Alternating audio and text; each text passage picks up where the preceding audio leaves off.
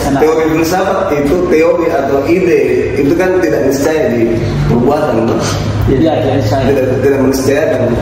Misalnya tidak seperti kita melepas ini korek dia jatuh, tidak niscaya bahwa kita sudah punya ide tentang keadilan, harus memperhatikannya, itu tidak niscaya. Niscaya kita pasti berbuat adil. Tidak. Kan?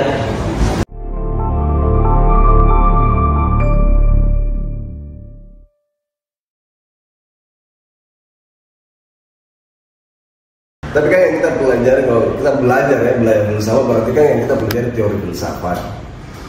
Bukan teori filsafat itu kan bukan filsafat sendiri, kan?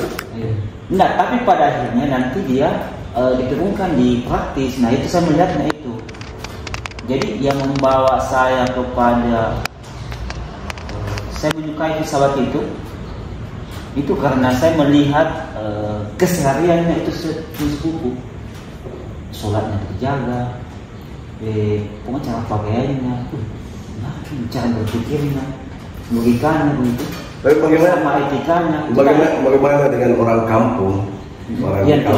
Yang tidak belajar teori, tapi dari sisi etika dan perilakunya menunjukkan hal-hal yang baik. Tapi dia tidak belajar teori filsafat. Tapi apakah dia dikatakan juga? Ya, bisa dikatakan sebagai seorang berfilsafat. Makanya tadi dalam argumentasi tadi itu Pak Juna, ya filsafat itu kan bukan hanya pada teoritis, kan masih nanti pada filsafat praktisnya. Tapi kan secara teoritis dia tidak mampu memberikan argumentasi apa yang dia lakukan itu. Begitu.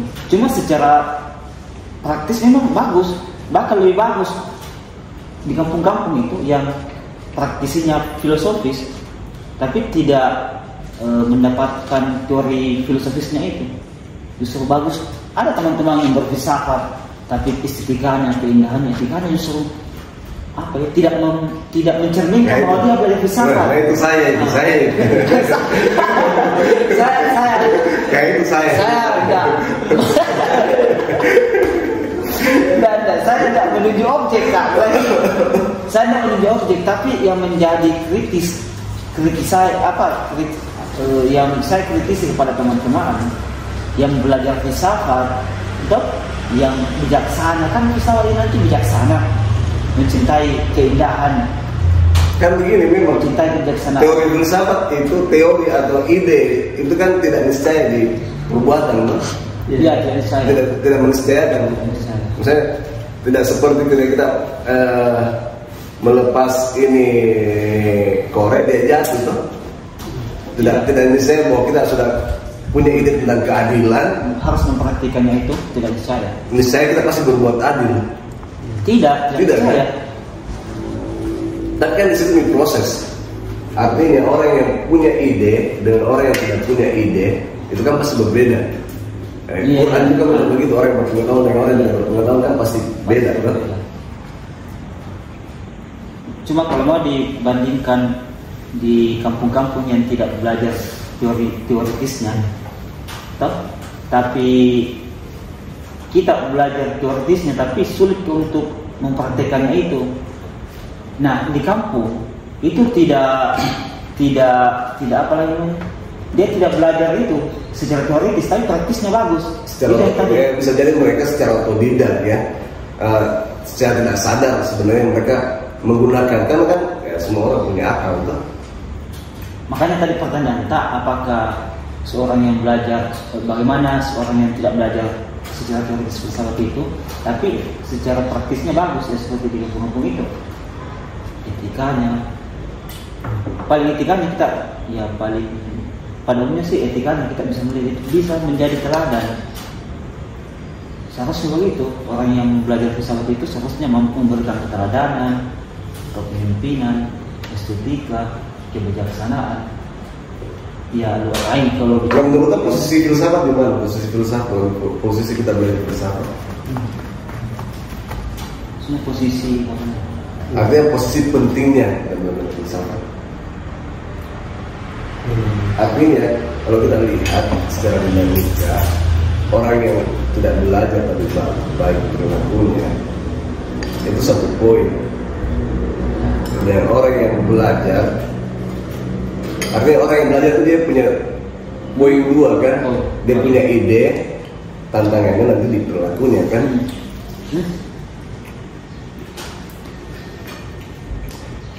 Iya.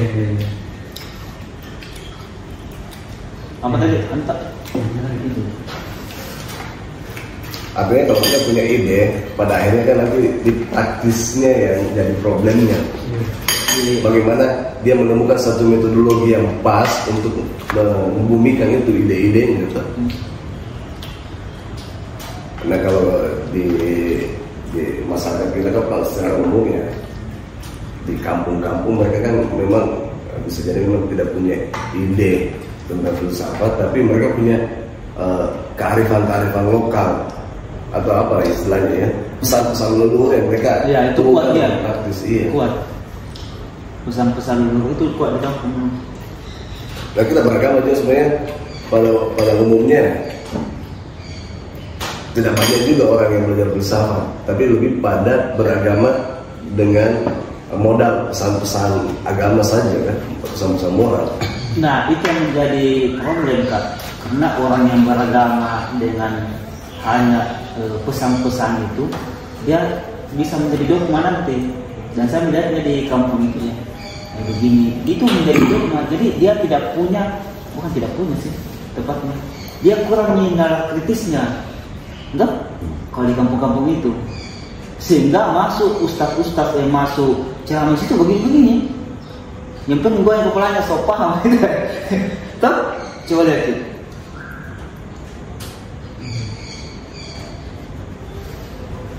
Jadi kurangi nalar kritisnya.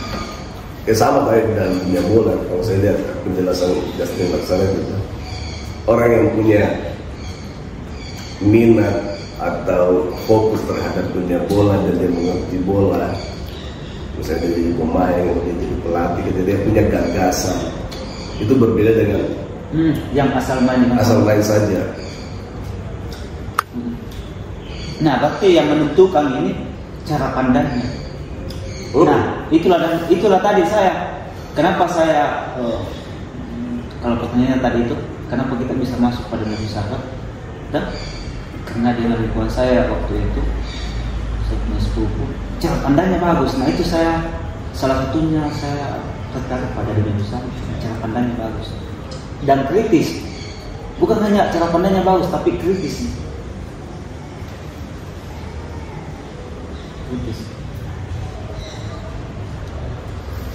Bang, ini guru saya.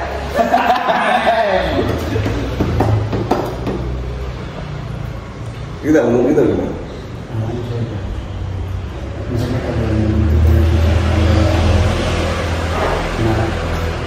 banyak dinamika atau fenomena yang kita hadapi atau yang kita saksikan sekarang itu kan kebanyakan kita mulai dari cara pandang yang berimplikasi pada ranah praktis itu kan modelnya terkadang kita cuma meniru seperti misalnya kita diperhadapkan dengan fenomena AI misalnya, yang orang itu kan kecenderungannya lebih ingin praktis dan konsumsinya juga nanti pragmatis. Apa-apa kan disampaikan atau ditanyakan pada persoalan ini misalnya. Bahkan pada persoalan ranah agama misalnya, etika baik dan buruk itu kan bisa dipertanyakan juga nanti ada misalnya kayak GPT gitu. Nah, sementara kalau misalnya kita melihat kutipan dari bukan Muspegi bahwasanya sastra itu, orang yang suka membaca misalnya karya-karya sastra itu akan membangkitkan imajinasi. Nah, sementara pada konteks sekarang kita diperhadapkan dengan AI dan kita dituntut untuk cuma meniru gitu. Maksudnya konsekuensinya pada ranah yang saya lihat konsekuensinya itu pada mendorong orang ke arah pragmatis. Jadi kebangkitan dan inovasi kreativitas imajinasi itu tidak berkembang. Kalau saya sih melihatnya kembali lagi ke cara pandang ya, cara pandang sebenarnya. Karena kita baca buku itu kan bagian dari referensi kan. Nah I8 ini kita posisikan dia sebagai referensi juga, posisi tambahan. Kayak kita baca cari buku, kayak misalnya kita belajar bola ya, kita pasti cari referensi tentang bola. Artificial intelligence ini, ChatGPT ini bagian dari itu, bagian dari referensi. Cuma apakah dalam dunia pendidikan nanti, misalnya dalam dunia pendidikan formal, apakah jadi ChatGPT itu menjadi pelengkap di apa namanya daftar pustaka? Tapi bagaimana misalnya menurut catatan ke depan, misalnya kan ini konten isi dari ChatGPT itu kan maksudnya diproduksi oleh manusia sendiri. Ya, diinput. Diinput. Sementara misalnya kalau model cara manusia misalnya memproduksi pengetahuan dengan model meniru begitu saja. Nah, sementara untuk inovasi pengembangan isi konten daripada ChatGPT. Kalau meniru dalam pengertian hanya ingin menyelesaikan tugas kuliah misalnya, dia copy paste, tidak masuk di pikirannya, itu menurut saya salah memang. Tapi pada sebenarnya kan apa ya, tujuan kita belajar sebenarnya apa? Sebenarnya tujuan kita belajar kan kembali di situ. Tujuan belajar kita ya, kalau kita dari seluruh informasi yang kita dapat, tujuan dari belajar itu kan bukan mau mengajari orang kan, tapi kan itu tujuan kita baca buku, tujuan kita belajar kan ingin selalu apa? Tujuan utamanya menurut saya ya, ingin selalu menguji apakah kita masih logis atau tidak. Ya kan? Kita logis atau tidak kan setiap hari kita harus, maksudnya bukan setiap hari, setiap saat kita harus mendekonstruksi pikiran kita sendiri, mempertanyakan apa yang kita pikirkan. Ini logis atau tidak, dia filosofis atau tidak, karena kan itu nanti menentukan keseharian kita jatuh atau masih bisa bangkit ketika kita jatuh.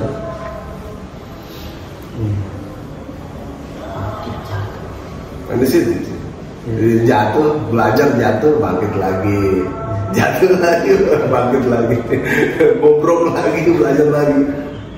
Masih mending kalau bangkit,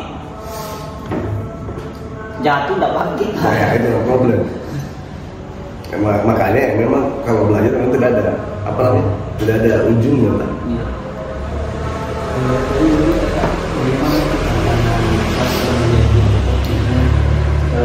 Di satu sisi sastra ini kan bentuk namanya inovasi begitu, kreasi, kreativitas, imajinasi.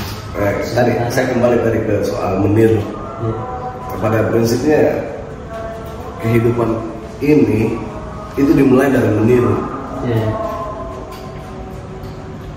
Segala sesuatunya sebenarnya kita meniru, baik dalam beragama. Kita disuruh meniru para tokoh-tokoh agama tuh, para nabi. Nah, sebenarnya kalau sekarang apapun yang kita mau pelajari, kita tinggal meniru. Kita mau jadi sastrawan, kayak tiru lagi yang kita anggap tokoh sastra siapa. Maksudnya proses belajarnya ya. Misalnya kita mau jadi cerpenis ya, meniru lagi, copy paste lagi cerpen-cerpen orang. Sebagai proses belajar, bukan plagiasi cerpennya orang, bukan. Maksudnya dalam proses belajar kita memang meniru Tuhan, meniru Tuhan. Nanti pada ujungnya pasti ada yang otentik dari proses meniru itu, akan lahir karya kita sendiri ya. Keautentikannya. Karena anak-anak itu kan pada awalnya meniru dari orang tuanya. Kalau murni meniru saya tidak sepakat. Pada awalnya murni meniru. Pada awalnya. Iya. Iya betul. Kalau nah itu awalnya, cara belajar yang paling efektif itu dari meniru. Anak kecil kan begitu juga, dari melihat orang tuanya merokok, cara jalannya, cara berpakaiannya, Iya. cara perilakunya. Di rumah itu kan hanya pendidikan pertama yang mulai dari ini kan, Iya. dari Secara praktis itu paling menarik, paling cepat kita menangkap satu proses belajar dari meniru. Makanya kata AS Laksana itu dalam apa namanya? yang sastra itu yang pernah kita Iya. ajar nulis. Uh, Jadi memang pertama nulis di mengcopy dulu toh. Copy paste, karena kalau kita menyalin Ah, kan nanti kita saling, misalnya cerpennya orang itu kita saling, nanti kita tahu nih, oh bentuk cerpennya ini begini. Kalau misalnya sudah ada nih 20 cerpen, kita copy paste tetap kita saling, oh kita bisa membedakan, oh kayaknya beda cara menulisnya, beda struktur tulisannya, kalau pertama cara yang cara menempatkan titik, menempatkan koma, titik dua, katanya, tanda petik, kata aktif, kata pasif. Di sisi lain kan ada teorinya juga, di sisi lain ada teknisnya. ya, langkah kedua itu Nah, yang berat ini kan kita belajar filsafat, di sisi lain, di saat yang sama kita disuruh berbuat yang baik supaya, maksudnya di sisi lain kita belajar teori, tapi di sisi lain secara praktis di saat yang sama kita dituntut untuk merealisasikan teoritis itu. berat ini. Di situ tantangannya. Iya, tantangan deh. Ya, ditantang untuk kita itu semua. Makanya kalau kita lihat orang-orang yang sukses, kebanyakan itu kan gagal pendidikan formal. Orang-orang kaya, kayak yang menciptakan apa ya, Google ya, kalau nggak salah tentang sama SMA. Iya. Maksudnya secara pendidikan formal, mungkin pendidikan formal maksudnya belajar teori secara formal dia tidak selesaikan, tapi secara praktis dia tuntaskan pendidikannya. Walaupun pada akhirnya kan kayak misalnya bola, terus kan juara itu adalah parameter dari suksesnya seorang pemain atau tim kesebelasan kan. Begitu pun dalam dunia filsafat, dunia kuliner, kayak misalnya Master Chef, oh dia alumni lomba chef, kayak misalnya di Master Chef itu kan. Artinya ada yang menjadi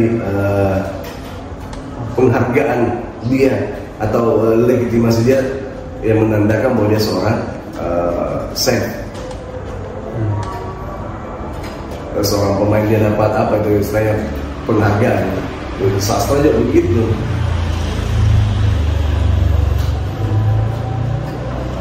Tapi sejak dunia penulisan juga begitu. Dunia penulisan misalnya dia mendapat penghargaan apa itu, Nobel fisika, Nobel kimia, Nobel perdamaian, Nobel sastra. Nasional ini internasional ya. Nasional juga kan ada lomba-lomba kayak di Jakarta itu. Pada akhirnya kan ada satu tahapan yang menjadi ukuran yang melegitimasi bahwa dia seorang seniman, dia seorang chef, dia seorang pemain bola. Pasti kan dari piagam-piagamnya, hadiah-hadiahnya.